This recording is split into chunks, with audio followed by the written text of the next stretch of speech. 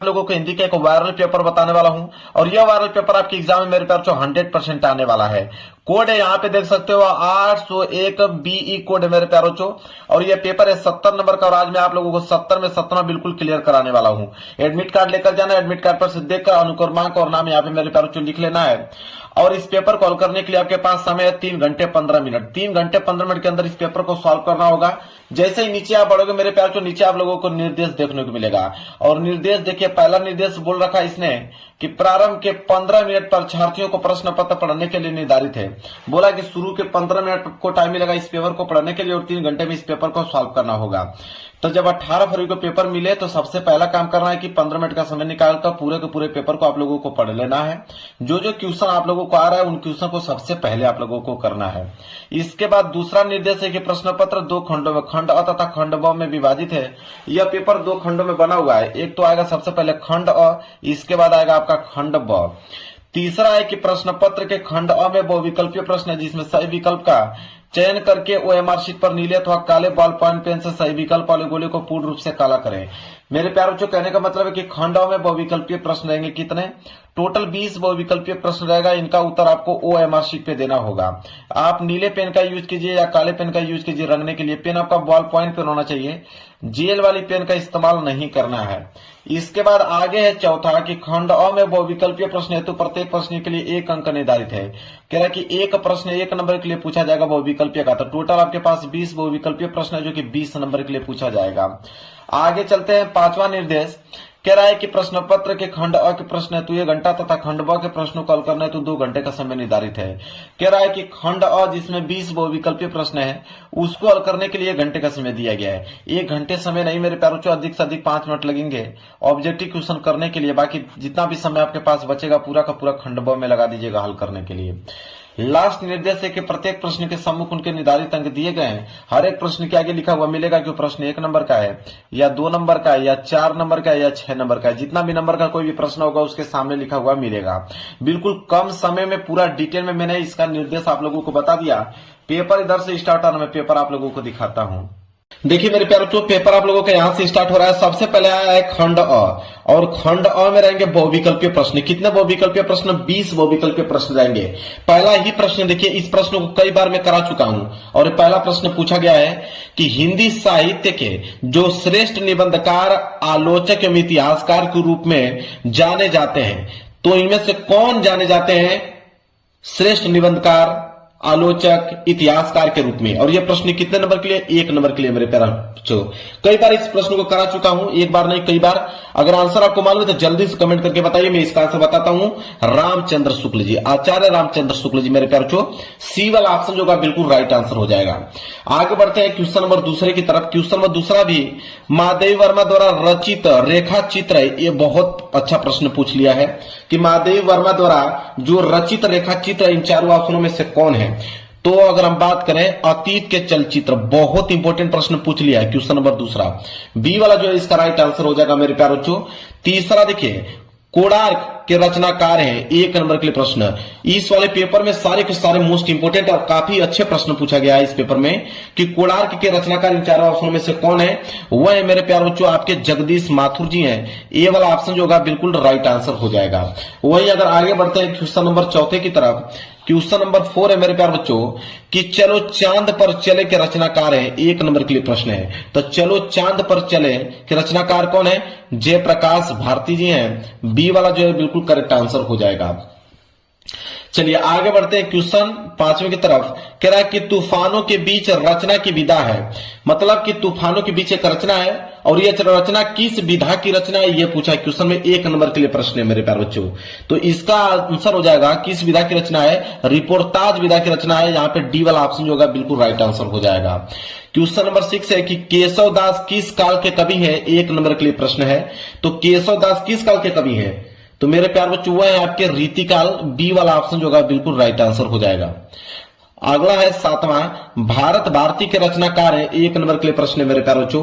तो भारत भारती के रचनाकार आपके मैथिली शरण गुप्त जी हैं। ए वाला जो है बिल्कुल करेक्ट आंसर हो जाएगा। चलिए आगे बढ़ते हैं प्रश्न संख्या 8वें की तरफ। देखिए मेरे प्यारे बच्चों, प्रश्न संख्या 8वां है। कह रहा है कि भारतेंदु युग की समय अवधि है, 1 नंबर के लिए प्रश्न है कि भारतेंदु युग की समय अवधि कितनी मानी जाती है। तो सन 1868 ईस्वी से लेकर सन 1900 ईस्वी तक ये जो काल अवधि मानी जाती है भारतेंदु युग की काल अवधि या समय अवधि मानी जाती है। प्रश्न संख्या 9 है कि सुमित्रानंद पंत की रचना नहीं है, 1 नंबर के लिए प्रश्न है। बहुत प्यारा प्रश्न पूछ दिया मेरे प्यारे बच्चों। तो सुमित्रानंद पंत की रचना इन चारों अंशों में से कौन नहीं है? कामायनी। कामायनी जो है वो सुमित्रानंद पंत की रचना नहीं है। इसके बाद प्रश्न संख्या 10वां कि रीति मुक्त काव्य धारा के कवि है, 1 नंबर के लिए प्रश्न है कि रीति मुक्त काव्य धारा के कवि इन चारों ऑप्शनों में से कौन है? वह है आपके घनानंद जी। डी वाला ऑप्शन जो होगा बिल्कुल करेक्ट आंसर हो जाएगा। आगे बढ़ते हैं प्रश्न संख्या 11। कह रहा कि हाँ रघुवंदन प्रेम परिते तुम बिन जियत बहुत दिन बीते, उपयुक्त पंक्ति में रस है, मतलब किस रस का प्रयोग किया गया इस पंक्ति में मेरे प्यारे बच्चों?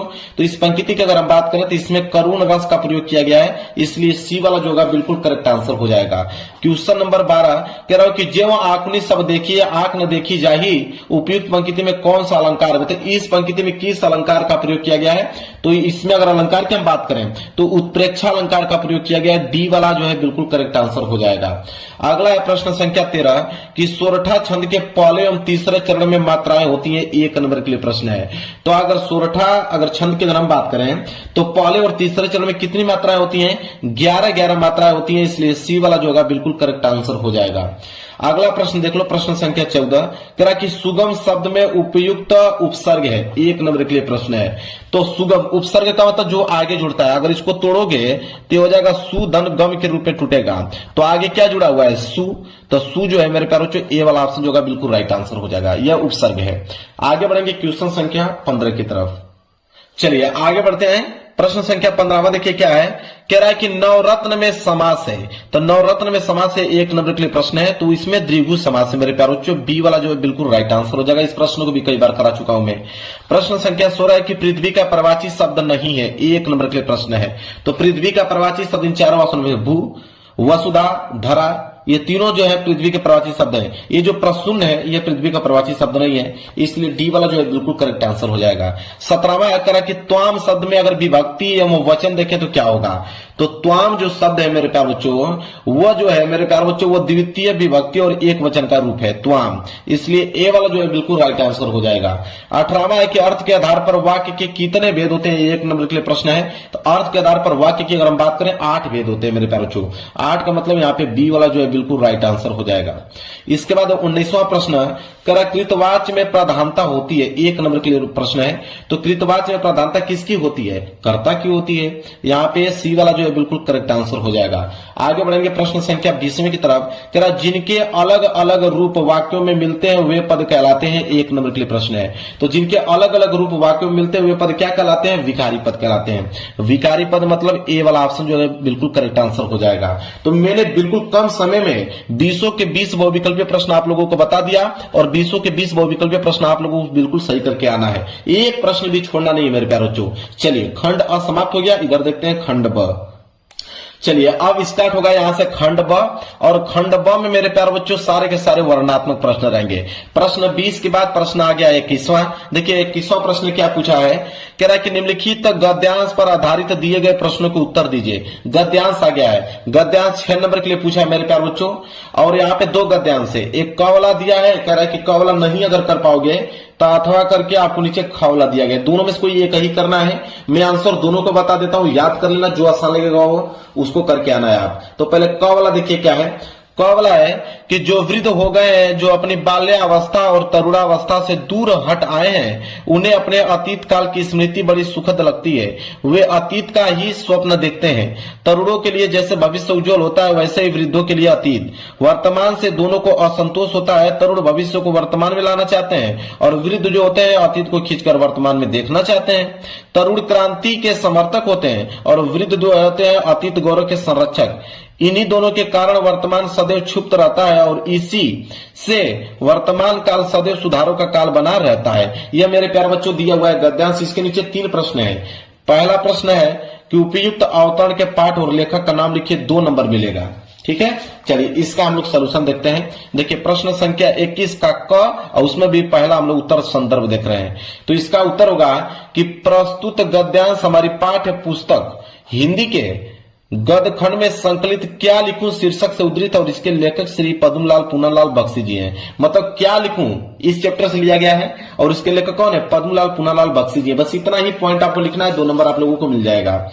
दूसरा है कि रेखांकित अंश की व्याख्या कीजिए, 2 नंबर। जहां तक अंडरलाइन किया गया है तो अंडरलाइन यहां से स्टार्ट है, यहां से लेकर यहां तक अंडरलाइन किया गया। इसका हमें व्याख्या बताना है कि तरुणों के लिए जैसे भविष्य उज्जवल होता है वैसे ही वृद्धों के लिए अतीत वर्तमान से दोनों को असंतोष होता है। तरुण भविष्य को वर्तमान में लाना चाहते हैं और जो वृद्ध होते हैं वो अतीत को खींचकर वर्तमान में देखना चाहते हैं। इसका हमें व्याख्या बताना है। चलिए व्याख्या नोट कीजिए। दूसरे का आप हेडिंग डाल लीजिएगा, रेखांकित अंश की व्याख्या हेडिंग डालने के बाद लिखिएगा कि युवा चाहता है कि उसका भविष्य जो है किसी भी तरह से उसके वर्तमान में उतर आए, जबकि वृद्ध अपने बीते हुए समय को खींचकर वर्तमान में लाना चाहता है।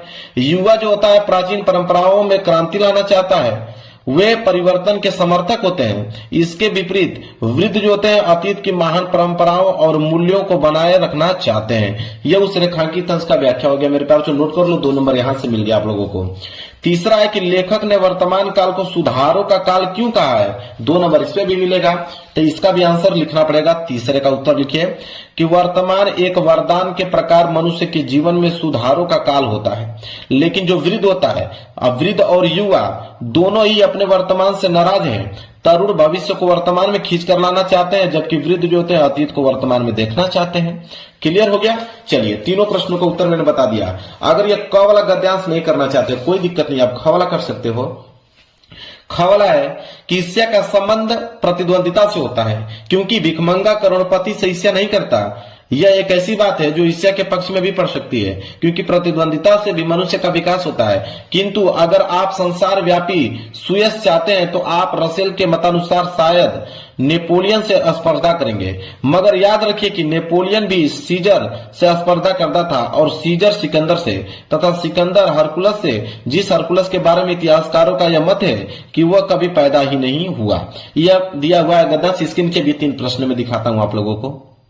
देखिए इसके नीचे 3 प्रश्न है। पहला है कि उपयुक्त अवतरण के पाठ और लेखक का नाम लिखिए, 2 नंबर यहां से मिलेगा। चलिए इसका उत्तर देख लीजिए।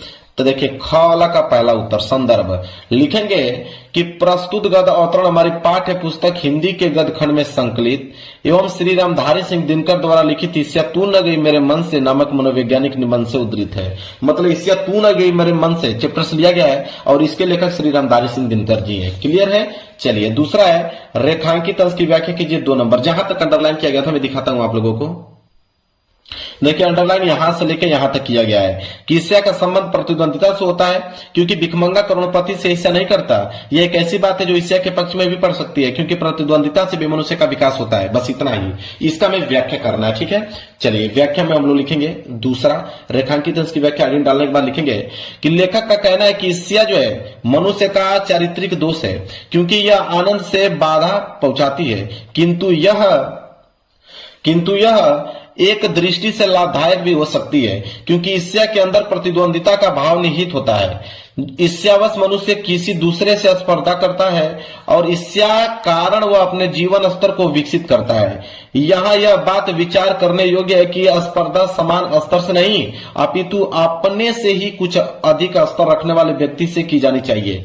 यही कारण है कि भिक्षा जो होता है वृत्ति पर जीवन यापन करने वाले व्यक्ति किसी करोड़पति से ईर्ष्या नहीं करता, और स्पर्धा और प्रतिद्वंदिता से संबंध यही एक बात ईर्ष्या को उचित भी ठहरा सकती है, क्योंकि स्पर्धा से भी कोई भी मनुष्य उन्नति के पथ पर अग्रसर होता है।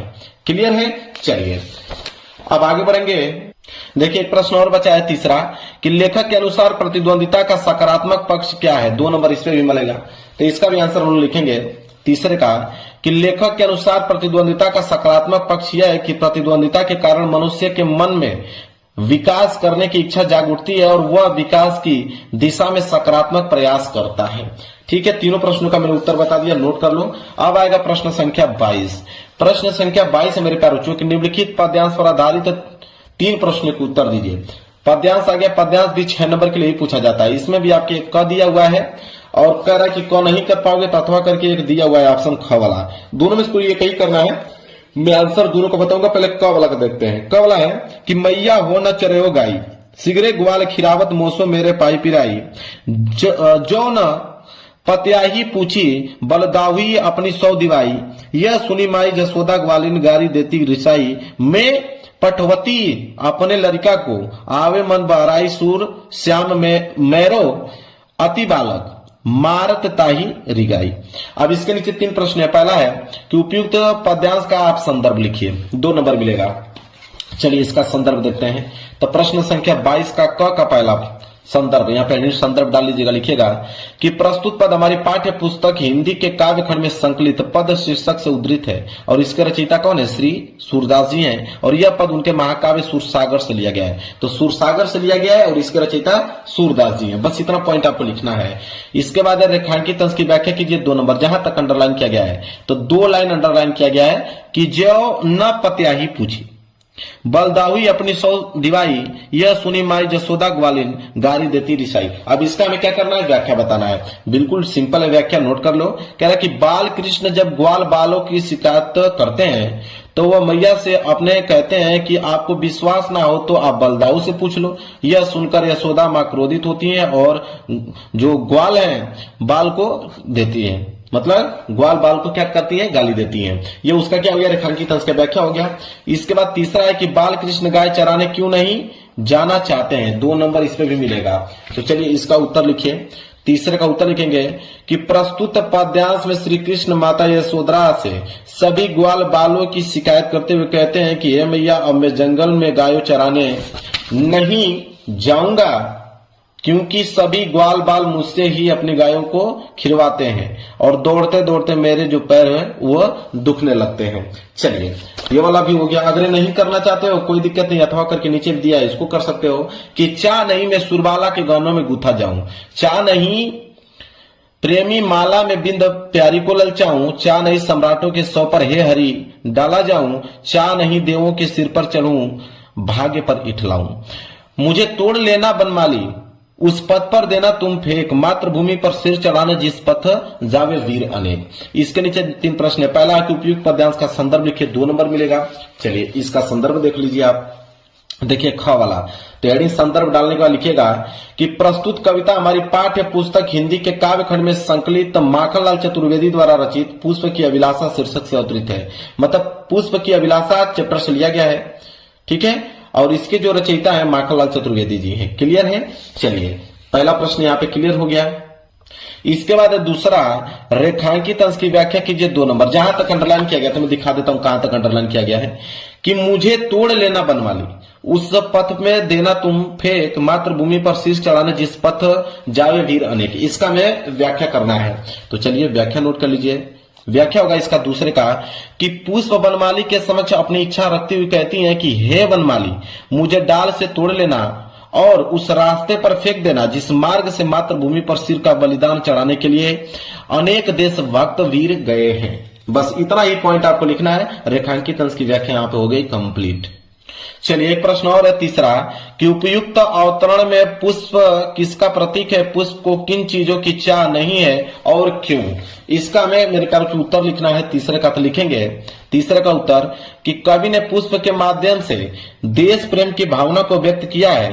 पुष्प सुर सुंदरी के गानों में गुथ जाने की, प्रेमी माला में पिरोया जाऊं तथा प्रियतमा को आकर्षित करने की इच्छा नहीं है।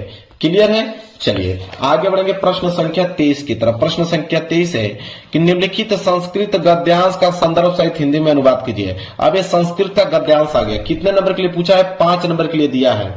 3 नंबर इसके हिंदी अनुवाद पे देता है, 2 नंबर इसके संदर्भ पे देता है। इसमें भी 2 ऑप्शन है, एक आपका कौला है, जरा कौला नहीं कर पाओगे तो अथवा करके नीचे आपका खौला दिया गया। दोनों में से कोई एक करना है। मैं आंसर दोनों को बताऊंगा। पहले कौला को देखिए, यहां से लेके यहां तक है कौला, विश्वास्य अस्त्रता ईश्वर वाला, ठीक है। इसका हमें संदर्भ से हिंदी में अनुवाद करना है। संदर्भ पे 2 नंबर, हिंदी अनुवाद पे 3 नंबर। तो देखिए प्रश्न संख्या 23 का क संदर्भ है कि प्रस्तुत संस्कृत गद्यांश हमारी पाठ्य पुस्तक हिंदी के संस्कृत खंड में संकलित भारतीय संस्कृति पाठ से उद्धृत है। मतलब भारतीय संस्कृति चैप्टर से लिया गया है। अगर इसका हिंदी अनुवाद की अगर हम बात करें, लिखेंगे ब्रह्मांड की रचना करने वाला एक ही ईश्वर है। यह भारतीय संस्कृति का मूल है। विभिन्न धर्मों के लोग एक ही ईश्वर को अलग अलग नामों से पूजा करते हैं। अग्नि, इंद्र, कृष्ण, करीम, राम, रहीम, जिन्न, बुद्ध, क्राइस्ट, अल्लाह आदि एक ही परमात्मा के नाम है। उन्हें लोग गुरु भी मानते हैं। अतः सभी मतों की समानता एवं सम्मान ही हमारी संस्कृति का संदेश है। ये उसका हिंदी अनुवाद हो गया। चलिए, अगर ये नहीं करना चाहते कोई दिक्कत नहीं है, ताड़ित चंद्रशेखर वाला कर सकते हो, यहां से लेके यहां तक है। इसका भी आपको संदर्भ सहित हिंदी में अनुवाद करना है, 5 नंबर मिल जाएगा। चलिए देखते हैं इसका उत्तर। तो सबसे पहले हम लोग संदर्भ देखेंगे। संदर्भ लिखिए कि प्रस्तुत संस्कृत गद्यांश हमारी पाठ्य पुस्तक हिंदी के संस्कृत खंड के देशभक्त चंद्रशेखर पाठ से उद्धृत है, मतलब देशभक्त चंद्रशेखर पाठ से लिया गया है। यह हो गया संदर्भ 2 नंबर, तो यहां से क्लियर हो गया। इसके बाद इसका हमें अनुवाद भी बताना पड़ेगा, तब जाके 3 नंबर और मिलेगा। तो अनुवाद नोट कर लो, हिंदी अनुवाद इसका कि लाठी मार के बाद चंद्रशेखर बार बार चिल्ला रहे थे कि भारत का जीत जो है, इस प्रकार उन्हें 15 करोड़ों से, मतलब 15 कोड़ों से पीटा गया था उनको। जब चंद्रशेखर जेल से आजाद होकर बाहर आए तो सभी लोगों ने उन्हें घेर लिया और कई बच्चे उनके पैरों में गिर पड़े और फूल मालाएं पहनाकर उनका स्वागत किया। ये उसका हिंदी अनुवाद हो गया। क्लियर है? चलिए अब आगे बढ़ेंगे। प्रश्न संख्या 24। प्रश्न संख्या 24 है कि दिए गए संस्कृत पद्यांश का संदर्भ सहित हिंदी में अनुवाद कीजिए। अब इस संस्कृत का पद्यांश आ गया, कितने नंबर के लिए? 5 नंबर के लिए पूछा है। 3 नंबर हिंदी अनुवाद पे, 2 नंबर संदर्भ पे। तो इसमें भी 2 है, एक क वाला है, क वाला नहीं कर पाओगे तो अथवा करके आपको नीचे ख वाला दिया है। तो पहले क वाला देख लेते हैं, ऊपर वाला। इसका हम संदर्भ सहित हिंदी में अनुवाद देख लेते हैं। प्रश्न संख्या 24 का क, तो 24 का क देखिए, 24 का क संदर्भ कि प्रस्तुत श्लोक हमारी पाठ्य पुस्तक हिंदी के संस्कृत खंड में संकलित अनुयुक्ति विलासा नामक पाठ से अवतरित है, मतलब अनुयुक्ति विलासा चैप्टर से लिया गया है। हिंदी अनुवाद की अगर हम बात करें तो लिखेंगे, हे कुएं मैं अत्यंत गहरा हूं, इस प्रकार सोचकर कभी भी दुख मत करो, क्योंकि तुम अत्यंत सरस हृदय वाले जलयुक्त और दूसरों के गुणों को ग्रहण करने वाले हो। यह उसका क्या हो गया? हिंदी अनुवाद हो गया। अगर ये नहीं करना चाहते हो तो सार्थक प्रसत्व वाला ये जो नीचे दिया गया है, इसको आप कर सकते हो संदर्भ सहित हिंदी में अनुवाद। तो देखिए ख वाला यहाँ पे संदर्भ दिया, नीचे हिंदी अनुवाद दिया था। संदर्भ लिखेंगे, प्रस्तुत श्लोक हमारी पाठ्य पुस्तक हिंदी के संस्कृत खंड से संकलित जीवन सूत्राणी नामक पाठ से अवतरित है। तो जीवन सूत्राणी चैप्टर से लिया गया। इसका हिंदी अनुवाद की अगर हम बात करें तो हिंदी अनुवाद होगा कि एक मित्र उस व्यक्ति के लिए मित्र होता है जो दूर रहता है, और एक पत्नी उस व्यक्ति के लिए मित्र होती है जो घर पर होता है। चिकित्सक दुखियों का मित्र होता है और दान मरते हुए का मित्र होता है। क्लियर है? नोट कर लो। प्रश्न संख्या 24 भी कंप्लीट हो गया। आगे बढ़ेंगे प्रश्न संख्या 25वें की तरफ। चलिए देखिए, प्रश्न संख्या 25 है कि अपने पठित खंडकाव्य के आधार पर दिए गए प्रश्नों में से किसी एक प्रश्न का उत्तर दीजिए। 3 नंबर मिलेगा। 3 नंबर के लिए खंड काव्य आ गया मेरे प्यारे। खंड काव्य में हमेशा से कहता हूं कि जिला वाइज जाता है, जो आपके जिला में खंड काव्य पूछा जाता है वही आपको करना होगा। कोई दूसरा करोगे तो 1 नंबर आपको एग्जाम नहीं देगा। तो आप देख लेना, क्वेश्चन बैंक में किताब में देख लेना, या तो कमेंट कर लेना, मैं उत्तर आपको दे दूंगा, बता दूंगा आपको कि आप किस डिस्ट्रिक्ट से बिलोंग करते हो तो आपको कौन सा खंड काव्य करना एग्जाम में। वैसे खंड काव्य बहुत सारे होते हैं, आप जरूर से जरूर देख लेना कि आपके जिला में कौन सा खंड काव्य पूछा जा रहा है। वैसे खंड काव्य देखिए, मुक्तिदूत है, ज्योति जवाहर है, नीचे आपका मेवाड़ मुकुट है, इसके बाद अग्र पूजा है, जय सुभाष है, मातृभूमि है, यहाँ पे आपका कर्ण दिया गया है, कर्ण के बाद यहाँ पे करमवीर दिया गया है, यहाँ पे तुमुल दिया गया है, इतने सारे हैं। आप देख लीजिएगा कि आपके डिस्ट्रिक्ट में कौन सा पूछा जा रहा है, वही करना है। इसके बाद है प्रश्न संख्या 26। प्रश्न संख्या 26 तो एकदम सिंपल है। प्रश्न संख्या 26 का क कि निम्नलिखित लेखकों में से किसी एक लेखक का जीवन परिचय देते हुए उनकी एक प्रमुख रचना का उल्लेख कीजिए। 5 नंबर। अब मेरे पास जीवन परिचय तो हर एक विद्यार्थी को याद होगा। 3 नंबर जीवन परिचय पे, 2 नंबर रचनाएं पे। रामधारी सिंह दिनकर दिया हुआ है, डॉक्टर राजेंद्र प्रसाद दिया हुआ है, भगवत सिंह उपाध्याय जी दिया है। अब जीवन परिचय बताने की कोई आवश्यकता नहीं है, सारे बच्चों को याद होगा। ठीक है, तो तीनों में से कोई एक कर लीजिएगा। रचना जरूर से लिखिएगा क्योंकि रचना पे 2 नंबर मिलता है, 5 नंबर क्लियर हो जाएगा। इसी तरह 26 का ख है कि निम्नलिखित कवियों में से किसी एक कवि का जीवन परिचय देते हुए उनके एक प्रमुख रचना का उल्लेख कीजिए। तो कवि का भी जीवन परिचय आप लोगों को याद होगा, 5 नंबर के लिए है। 3 नंबर जीवन परिचय पे, 2 नंबर रचनाएं पे।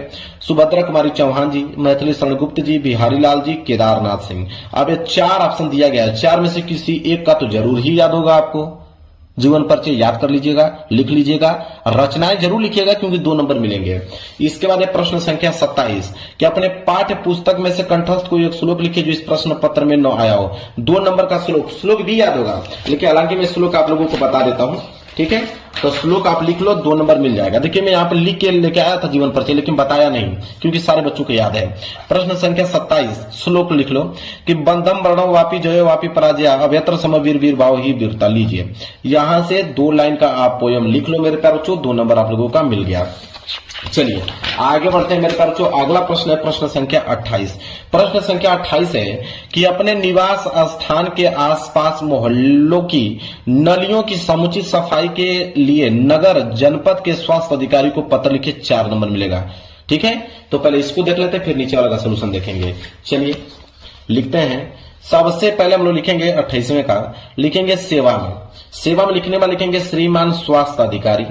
बी से किसके बारे में हम लोग ये पत्र लिख रहे हैं, तो मोहल्ले की सफाई हेतु आवेदन पत्र लिख रहे हैं। लिखेंगे महोदय जी, कामा लगाएंगे, लिखेंगे सविनय निवेदन है कि दौलतगंज की नलियों में नियमानुसार सफाई की उचित व्यवस्था न होने के कारण मच्छरों एवं मक्खियों का प्रकोप है। फलस्वरूप कॉलोनी के लोगों में बीमारी फैलने का भय है। अतः आपसे प्रार्थना है कि नालियों की जो सफाई की उचित व्यवस्था कराने एवं कीटनाशक दवाइयों की छिड़काव कराने की शीघ्र व्यवस्था करने की कृपा करें और इसके लिए हम सब आपके आभारी रहेंगे। धन्यवाद। इसके बाद यहाँ पे डेट आप लिख लीजिएगा। डेट में इस तरह कर दीजिएगा, पूरा डेट नहीं लिखना आप लोगों को। और भौतिक में अपना नाम लिखिएगा। ठीक है, तो नाम कहाँ लिखा जाता है, नाम लिखना नहीं आप लोगों को। आप क ख ग घ इस तरह आप डैश करके लिख सकते हो, एग्जामिनर समझ में आ जाएगा एग्जामिनर को। ठीक है, क्लियर है। चलिए अगर ये नहीं करना चाहते हो तो कोई दिक्कत नहीं है, नीचे एक और दिया है अथवा करके, इसको आप कर सकते हो कि अपने विद्यालय के प्रधानाचार्य को छात्रवृत्ति के लिए एक आवेदन पत्र लिखे। ये भी 4 नंबर मिलेगा, इसको आप कर सकते हो। तो इसको कैसे लिखोगे, देखिए सबसे पहले लिखोगे सेवा में, कामा लगाओगे, लिखोगे श्रीमान प्रधानाचार्य महोदय, कामा लगाओगे। फिर यहाँ पे अपने विद्यालय का नाम लिखिएगा, वो विद्यालय का एड्रेस लिखिएगा। फिर लिखिएगा विषय, किसके बारे में लिख रहे हो, तो निर्धन छात्र कोष छात्रवृत्ति हेतु आवेदन पत्र। ठीक है, इसके बाद महोदय, कामा लगाओगे। फिर लिखोगे कि सविनय निवेदन है कि मैं राकेश कुमार, जो भी आपका नाम है, वर्ग अष्टम, जिस भी क्लास में आप पढ़ते हो, आपके विद्यालय का एक बहुत निर्धन छात्र हूं। मेरे पिताजी एक गरीब मजदूर हैं। मेरे कोई संबंधी भी मेरी सहायता में समक्ष नहीं है। मैं इस वर्ष नई कक्षा में प्रवेश कर गया हूं, परंतु मेरे पास कोई पुस्तक नहीं है।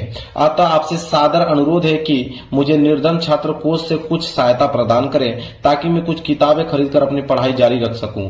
इसके लिए मैं आपका सदा आभारी रहूंगा। आपका आज्ञाकारी छात्र। यहाँ पे नेम आपको मेंशन नहीं करना है, मैंने जो बताया क ख ग वो लिख सकते हैं। यहाँ पे क्लास लिख देना, किस क्लास में आप पढ़ते हो, यहाँ पे डेट आप लिख दीजिएगा। क्लियर मेरे प्यारे बच्चों, समाप्त हो गया। चलिए आगे बढ़ते हैं। प्रश्न संख्या 28 यहाँ पे क्लियर हो गया। अगला प्रश्न देखते हैं। चलिए अगला प्रश्न है प्रश्न संख्या 29 कि निम्नलिखित प्रश्नों में से किन्हीं 2 प्रश्नों के उत्तर संस्कृत में दीजिए, 2 नंबर मिलेगा। तो 1 2 3 4 आपके पास 4 प्रश्न हैं। चारों प्रश्नों में से किन्हीं 2 ही प्रश्नों का उत्तर संस्कृत में देना है। तो मैं एक पहले का और एक दूसरे का, ठीक है, बता देता हूं, आंसर नोट कर लो। तो देखिए यहाँ पे ये पहले का उत्तर लिखा गया है और यह दूसरे का उत्तर लिया गया है। लिख लीजिए मेरे प्यारे बच्चों, क्लियर है। चलिए इसके बाद है प्रश्न संख्या 30वां। प्रश्न संख्या 30 है कि निम्नलिखित विषयों में से किसी एक विषय पर निबंध लिखे, 7 नंबर मिलेगा। या तो आप पहला लिख सकते हो पर्यावरण प्रदूषण की समस्या तथा समाधान, बहुत इंपोर्टेंट है, हर साल आता है मेरे प्यारे बच्चों। या तो आप इंटरनेट पर लिख सकते हो, ये भी इंपोर्टेंट है। तीसरा भी इंपोर्टेंट है, छात्र और अनुशासन। इसके बाद चौथा किसी एक त्योहार का वर्णन, कोई भी एक त्योहार का वर्णन कर सकते हो। और 5वां नई शिक्षा नीति। तो आपके पास 5 ऑप्शन है और 5 ऑप्शन में से किसी एक विषय पर निबंध लिख सकते हो। ये भी मैं आप लोगों को होमवर्क देता हूं अपने तरीके से लिखने के लिए।